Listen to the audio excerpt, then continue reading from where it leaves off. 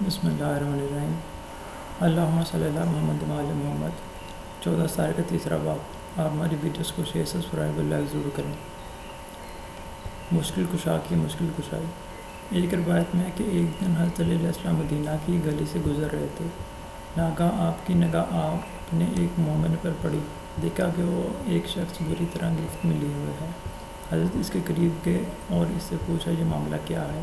اس مومن نے کہا مولا میں اس مرد منافق کی 1700 دینار کا قرض دار ہوں، اس نے مجھے پکڑ رکھا ہے، وہ اتنی مہلت بھی نہیں دیتا کہ میں یہاں جا کر کوئی بندوبست کروں۔ حضرت نے فرمایا کہ تو زمین کی طرف رخ کر جو پتھر وغیرہ اس وقت تیرے ہاتھ میں آئیں انہیں اٹھا لے۔ چنانچہ اس نے ایسا ہی کیا۔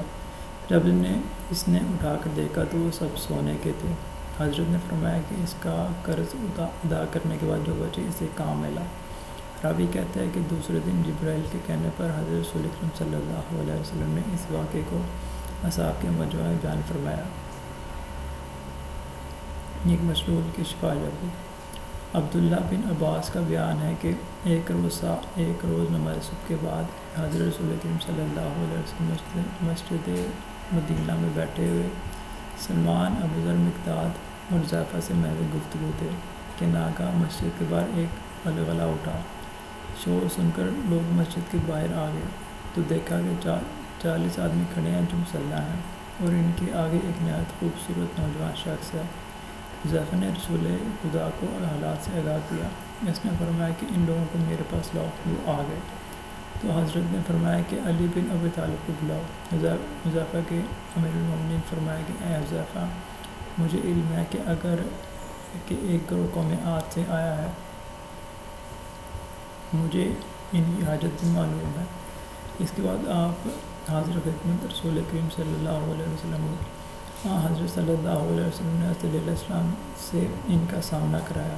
حضرت علیہ السلام نے اس مرد خوبرو سے کہا کہ اعجاج بن غلجہ بن ابی اسف بن سعید بن ممتع بن عاق بن وہب بن صاحب بتا تیری کیا حاجت ہے؟ اس نے جب اپنا نام اور پورا شجرہ سنا تو حیران رہ گیا اور کہا کہ حضور میرے بھائی کو شکار کا بڑا شوق ہے۔ اس نے ایک دن جنگل میں شکار کھیلتے ہوئے ایک جانور کے پیچھے گھوڑا ڈالا اور اس پر تیر چلایا۔ اس کے فوراً بعد اس کا نسبت چل ہو گیا۔ بڑے علاج کیے مگر کوئی فائدہ نہ ہوا۔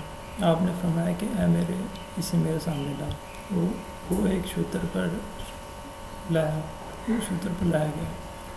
حضرت نے اسے حکم دیا کہ اٹھ بیٹھ، چنانچہ وہ تندرست ہو کر اٹھ بیٹھا۔ یہ دیکھ کر وہ اس کے قبیلہ کے 70,000 نفوس مسلمان ہو گئے۔